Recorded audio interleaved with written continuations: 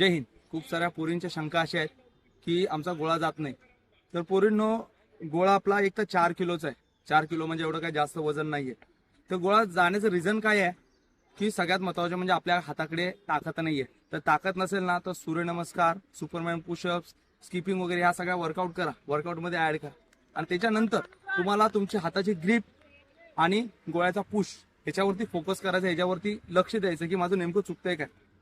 आता आपल्या पोरींच्याकडे काय होतंय, ज्या नवीन पोरी आहेत, ज्या जुन्या पोरींचा गोळा प्रॉपरली जातोय त्यांच्या जागेवरती पण ते एक 7 मीटर, 7.5 मीटर, 8 मीटर पण काय काय लोकांचा जातोय. तर प्रॅक्टिसमध्ये नेमकं काय त्यांचा नेमका पुश. आता एक उदाहरण देतो. श्वेता ये, जो वजन किती आहे बाय? 46 किलो वजन.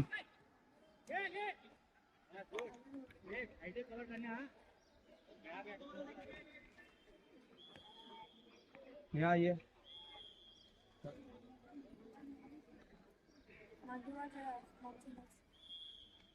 जागेवरून गोळा बघून घ्या.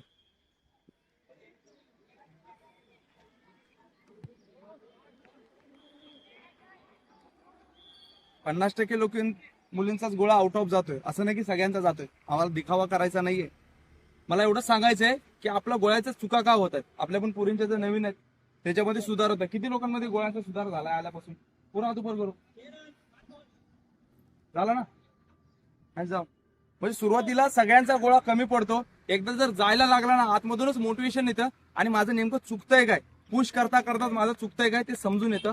पहिला म्हणजे सुरुवातीला बघा, गोळा पकडत असताना बोटावरती पकडा, हाताच्या बोटावरती म्हणजे इथे हाताच्या जे इथे तुमचा हा भाग आहे त्या ह्या भागावरती पकडायचा आहे आणि बोटं थोडीशी जवळ पकडा, क्लोज. आणि अंगठ्याला असा नका पकडू, त्याला जवळ ठेवा.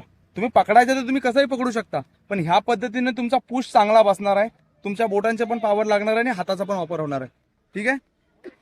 मानेवरती सरळ स्ट्रेट पकडा इथे गोळा, खांद्यावरती नाही, मानेवरती, कानाच्या बरोबर खाली.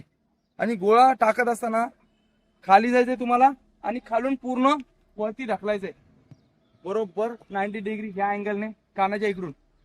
जर तुम्ही खाली गेलात ह्या पोझिशन मध्ये तुमचा पायाचा, कमरेचा आणि शोल्डरचा पुश एकाच वेळी बसला तर गोळ्यामध्ये 100% फरक पडेल. जय